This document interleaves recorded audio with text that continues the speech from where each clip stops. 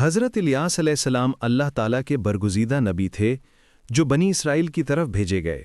آپ کا تعلق حضرت ہارون علیہ السلام کی نسل سے تھا۔ اس زمانے میں لوگ اللہ کو چھوڑ کر ایک جھوٹے بت بال کی پوجا کرتے تھے۔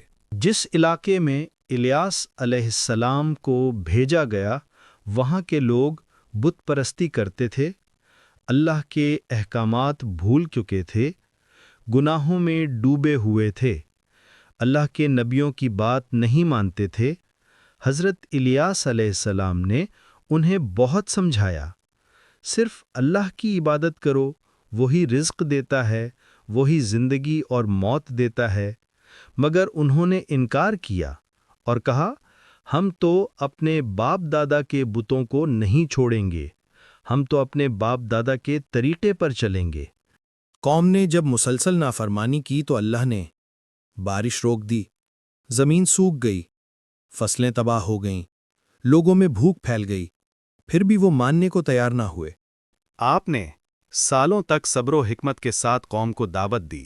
ایک وقت آیا کہ کچھ لوگ آپ کی بات مان کر اللہ کے فرما بردار بن گئے، مگر اکثریت ضد پر قائم رہی۔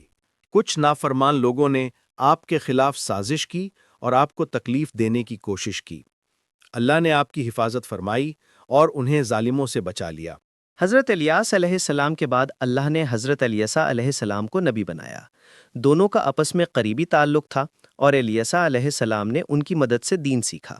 اللہ تعالیٰ نے حضرت الیاس علیہ السلام کو بہت بلند مقام عطا کیا۔ کچھ روایات میں آتا ہے کہ اللہ نے انہیں ایک خاص نورانی مقام دیا۔ وہ نیک اور اللہ کے بہت قریب تھے۔ قرآن میں تفصیل نہیں، بس اللہ نے فرمایا ہم نے انہیں نیک لوگوں میں شامل کیا۔ اللہ تعالیٰ سورہ الصافات میں فرماتا ہے، الیاس بھی یقیناً رسولوں میں سے تھے۔ جب انہوں نے اپنی قوم سے کہا کہ کیا تم ڈرتے نہیں؟ کیا تم بعل کو پکارتے ہو اور سب جہانوں کے رب کو چھوڑ دیتے ہو؟ حضرت الیاس علیہ السلام کی کہانی ہمیں یہ سکھاتی ہے، شرک سب سے بڑا گناہ ہے۔ سچائی اور توحید پر ثابت قدم رہنا ضروری ہے۔ مشکل وقت میں اللہ پر بھروسہ